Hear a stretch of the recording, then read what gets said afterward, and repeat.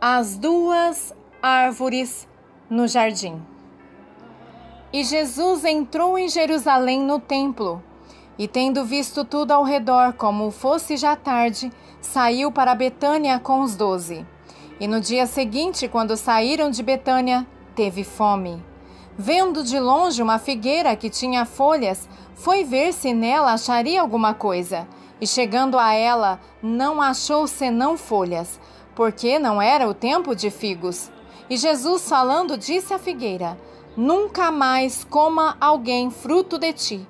E os seus discípulos ouviram isso. E sendo já tarde, saiu para fora da cidade. E eles, passando pela manhã, viram que a figueira se tinha secado desde as raízes. E Pedro, lembrando-se, disse-lhe: Mestre, eis que a figueira que tu amaldiçoaste se secou. Marcos 11, versículos 11 ao 14, e também Marcos 19, versículo 21. A coisa mais incrível é que a árvore não falou com ele, e ainda assim Jesus a respondeu. Jesus não amaldiçoou a figueira. A interpretação de Pedro do que aconteceu foi uma maldição, mas Jesus falou sobre isso. Sempre que você lê algo na Bíblia, não leia só uma história. Há um motivo para Jesus ter falado com a figueira. Há uma chave bíblica chamada o princípio da primeira menção. Quando você está procurando chaves na Bíblia, sempre volte para a primeira menção. A primeira vez que filhas de figueira são mencionadas é no jardim quando Adão e Eva pecaram. Então foram abertos os olhos de ambos e conheceram que estavam nus, e coseram folhas de figueira e fizeram para si aventais. Gênesis 3, versículo 7. Então agora nós temos Jesus, milhares de anos depois, descendo para Jerusalém, e há ali uma figueira. A Bíblia bem pontualmente diz que haviam folhas na figueira, mas não tinham fruto. Jesus não amaldiçoou a figueira. Eu não encontro nenhum lugar na Bíblia que diz que Jesus amaldiçoou algo. Ele mandava em algo e comandava que isso acontecesse, e isso aconteceu. Ele tinha o domínio de Deus nele, e ele era capaz de fazer isso, da mesma forma que nós podemos. Você sabia que você pode falar com árvores e fazer elas morrerem? A morte e a vida estão no poder da língua, e aquele que a ama comerá do seu fruto. Provérbios 18, 21. Jesus está tratando a própria natureza central da cobertura que nós, como seres humanos, temos tido em nossas vidas. Ele fez isso porque quando Adão pecou, o que estava em Adão antes dele pecar se transformou em algo diferente, o que depois teve que ser coberto. Jesus falou com a raiz do problema que está no DNA do homem. É chamado de falsa cobertura. Ele está falando para ela: nenhum homem comerá mais fruto de ti. Essa não será mais a sua cobertura. Você não será mais capaz de extrair deste DNA, do poder dele que te deu vida, porque eu falei com a raiz e ela vai morrer. Isso coloca uma luz um pouco diferente nesta escritura, não é mesmo? E Jesus, respondendo, disse-lhes: Tende fé em Deus, porque em verdade vos digo que qualquer que disser a este monte: ergue-te e lança-te no mar, e não duvidar em seu coração, mas crê que se fará aquilo que diz, tudo o que disser lhe será feito. Por isso vos digo que tudo o que pedirdes orando, crede que o recebereis e tê-lo-eis. E quando estiverdes orando, perdoai, se tendes alguma coisa contra alguém, para que o vosso Pai, que estás nos céus, vos perdoe as vossas ofensas. Mas se vós não perdoardes, também vosso Pai, que está nos céus, vos não perdoará as vossas ofensas. Marcos 11, 22 ao 26. Então Jesus passa de falar com uma figueira para de repente falar com uma montanha. Muito frequentemente, uma montanha na Bíblia pode representar o governo de Deus. Uma montanha pode simbolizar também um local de descanso dos tronos de Deus, da casa de Deus, ou o estabelecimento de um governo. Então Jesus estava ensinando que se você dissesse para esta montanha, esse governo que subjugou as suas vidas como um ser humano, Você não irá mais me dominar, mas você se levantará e irá se atirar no mar. E quando você orar sem duvidar, você terá tudo o que você pedir. Mas esta é a chave que você precisa e deseja estar livre disso. Jesus disse que tudo o que vocês pedirem em oração, creiam que já o receberam e assim lhe sucederá. Marcos 11, 24. Quando Jesus disse, se alguém disser a este monte, levanta-se e atire-se no mar, e não duvidar em seu coração, mas crer que acontecerá o que diz, assim lhe será feito. Marcos 11, 23. Ele estava falando sobre a montanha de pecado que vive na sua vida. Mas quando Jesus disse, se você tiver fé como um grão de mostarda, você dirá a esta montanha, se mova daqui para lá, e ela irá se mover, e nada será impossível para você. Marcos 17, 20. Ele não estava falando sobre a montanha de pecado, ele estava falando sobre a montanha de transfiguração. Ele estava dizendo que quando você e eu tomamos a Santa Ceia, nós temos a capacidade de decretar através do poder da ressurreição, no qual Jesus foi glorificado, e comandar que uma montanha se mova. Nós temos a capacidade de pegar o poder da ressurreição dos céus e trazer ele para cá. Jesus nos deu essa capacidade, o registro do que fazer quando nós tomamos a Santa Ceia. Aqui no mundo nós temos Jesus falando sobre o DNA que Adão teve que se cobrir. Quando Adão estava no jardim, ele não era um corpo com uma alma e um espírito no meio. Ele era um espírito com uma alma e um corpo. Nós somos feitos à imagem de Deus. Deus é espírito e importa que os que o adorem em espírito e em verdade. João 4, versículo 24. Nós somos feitos à imagem de Deus e Deus é um espírito, portanto, nós somos um espírito. O problema é que nós fomos ensinados como sermos seres humanos e não como sermos seres espirituais. Quando você pega a plenitude do ser humano, espírito, alma e corpo, como Adão era no jardim, o seu espírito ficará do lado de fora novamente, sua alma ficará lá dentro, na cobertura do seu espírito, e o seu corpo ficará no meio.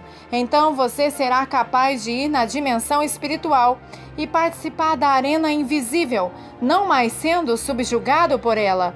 Eles podem tentar te trancar na prisão e você andará através da porta. Quando eles tentarem colocar alguma coisa ao redor da sua mão, vai continuar caindo porque o seu corpo não terá solidez para que eles o toquem. São com essas coisas que eu sonho e estão todas na palavra. Aleluia, Pai! A primeira célula humana que é formada começa a se reproduzir em outras células ao seu redor e então aquela célula original implode e vai para o centro daquele pequeno conjunto de núcleos. O momento que ela chega ao centro, ela se torna o coração humano e começa a bater. Deus vai reverter este processo conosco para que nosso homem espiritual saia do centro do núcleo do corpo e da alma e comece a revestir o lado de fora novamente. Este registro é encontrado no corpo e no sangue de Jesus Cristo. E plantou o Senhor Deus um jardim no Éden da banda do Oriente, e a árvore da vida no meio do jardim, e a árvore da ciência do bem e do mal. Gênesis 2, versículos 8 e 9. Quando nós nascemos como seres humanos, o que é representado no nosso DNA é a natureza dos componentes da árvore do conhecimento do bem e do mal. Gênesis 2, versículo 17. O seu DNA tem um registro completo do que os pais dos pais dos pais dos seus pais faziam. Todo o caminho de volta até Adão. O seu DNA é condicionado a responder e a fazer você responder de uma determinada maneira e estilo a um estímulo externo. Assim você permanecerá com esta condição e você passará isso para os seus filhos. Este não é o plano de Deus. O plano de Deus é que você iria seguir e cumprir o mandato dele para a sua vida e os trabalhos que ele ordenou para você fazer antes da fundação da terra. Esse é o desejo dele. Este plano não está conectado a um DNA de 2 cadeias. Ele está conectado ao DNA de 3 cadeias encontrado no sangue e no corpo de Jesus Cristo. Você precisa fazer uma escolha consciente de se desconectar do fruto da árvore do conhecimento do bem e do mal. Tudo se trata de nós sermos árvores. Salmos 1, verso 3. Você precisa deixar a vida ir para fora para que ela possa falar no próprio volume da sua alma e do seu corpo.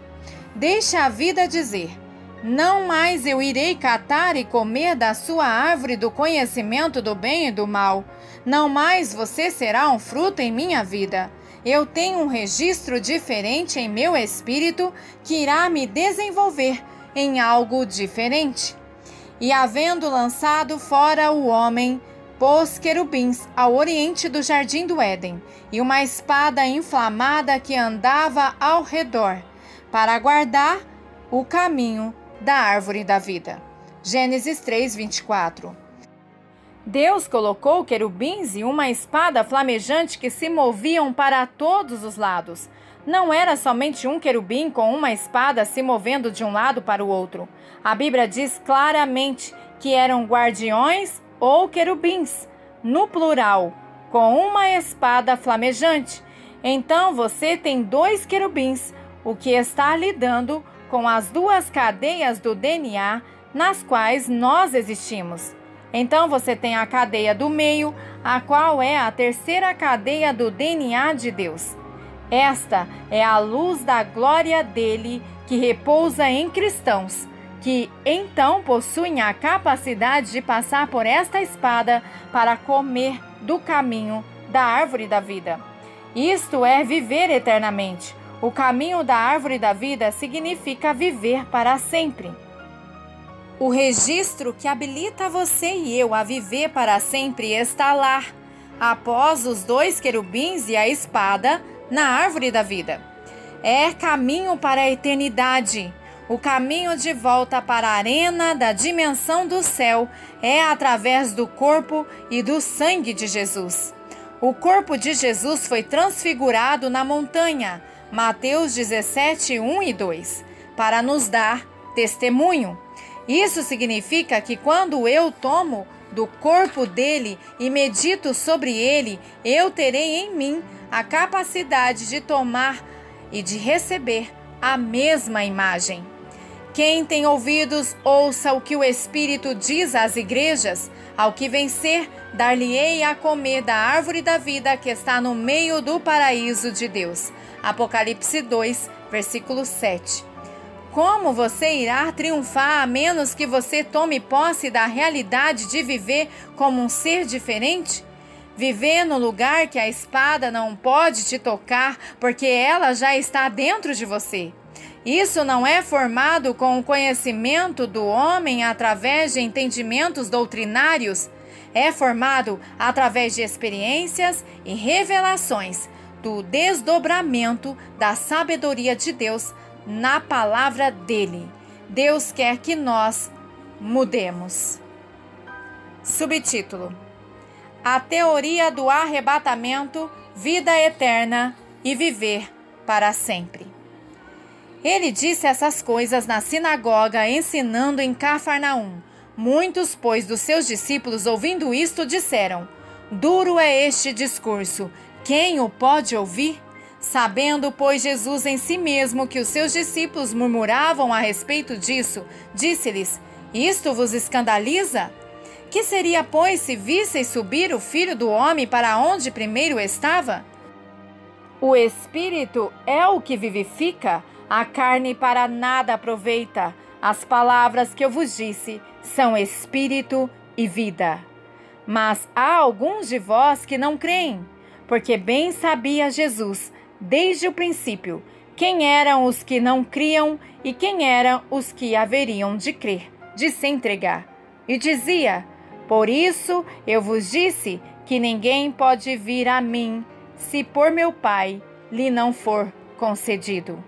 Desde então, muitos dos seus discípulos voltaram para trás e já não andavam com ele. João 6, versículos 59 ao 66. É interessante que os discípulos dele voltaram e não caminharam mais com ele, em João 6,66. Se você não tem o registro do DNA de Deus em você, o que você representa? Você representa 2/3, o que é 666. Se você representa esse registro, então você não mais andará com Deus. Tem tanto lixo sendo dito sobre a marca da besta. Muito disso é baseado no que eu chamo de teoria do arrebatamento do ônibus celestial, e não é sobre o reino. É um reino de medo, porque não se trata do poder de retorno dos filhos de Deus.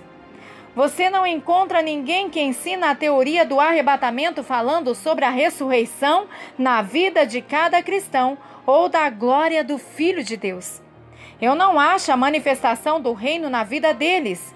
O poder de levantar mortos hoje e para nós vivermos para sempre nesta glória. Eu não escuto eles falando sobre a glória que está por vir. Quando a escuridão se levantar, a glória tem que vir em medida maior. Isaías 60, versículos 1 e 2. Eu não vejo eles falando sobre a glória que está por vir. Tudo o que a teoria do arrebatamento faz é criar uma geração de pessoas medrosas. Um povo que não irá semear no futuro com as suas palavras para fazer os seus filhos acreditarem que há uma esperança para eles viverem no presente. Esperança viva. Tudo que a teoria do arrebatamento diz é: eu estou esperando para ir a outro lugar. Eu vou ser tirado dessa bagunça. É tanta bagunça e eu não posso mudar isso. De fato, a palavra de Deus diz claramente que nós iremos mudá-lo. Mas nos últimos 40 anos houve uma geração de pessoas crescendo que perderam a esperança.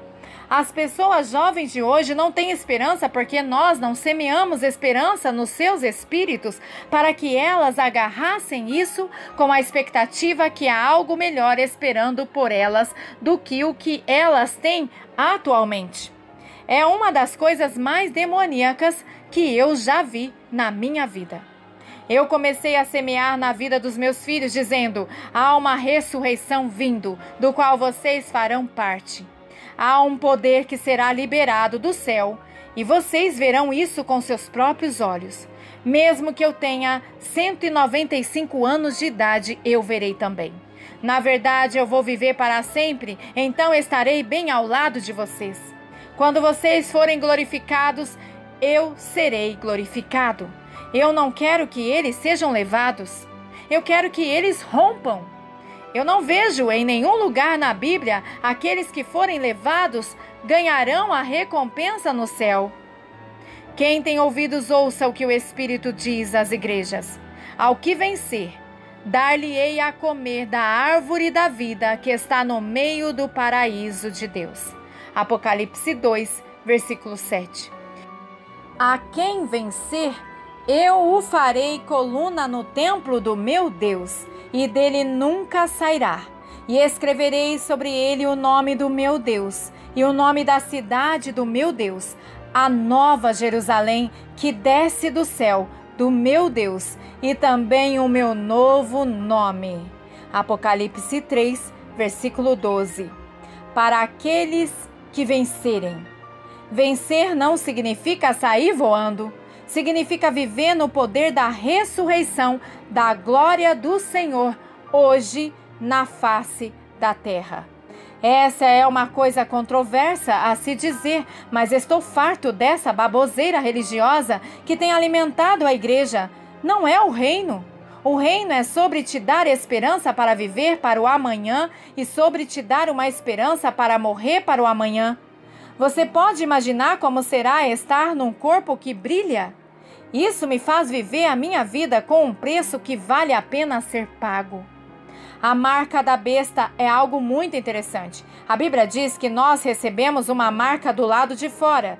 Bem, eu vou receber um novo nome e uma marca da parte de dentro da minha testa.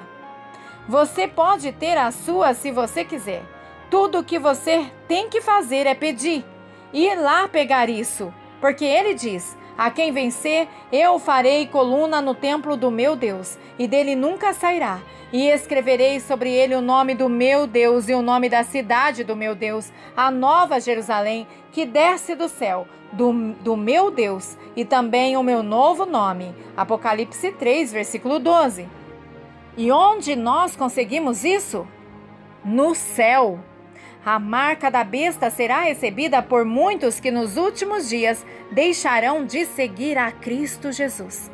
Eles vão se tornar os que tentarão te destruir, porque eles podem ver a verdade que você tem. Mas eu não falo muito sobre o assunto dos últimos tempos, porque eu prefiro muito mais ensinar as pessoas a como viver hoje. Quando Jesus falou sobre nós comermos a carne dele e bebermos o sangue dele, João 6,54, o motivo que muitas pessoas ficaram ofendidas, João 6,66, era porque elas sabiam sobre as práticas ocultistas de sacrifícios humanos e de animais. Eles sabiam o que era comer e beber sangue, e eles sabiam o que acontecia quando as pessoas faziam isso. Sangue é a forma mais alta de fazer pactos, porque você está comendo o DNA e tudo que está conectado com isso. Essa é a chave. Quando há um sacrifício de sangue, você não está só bebendo sangue, você está bebendo tudo que está conectado com ele. Então, quando você toma a Santa Ceia, você está comendo, bebendo e tomando junto tudo que está conectado com ele. O sangue carrega o registro do DNA. A vida da carne está no sangue. Levítico 17, versículo 11.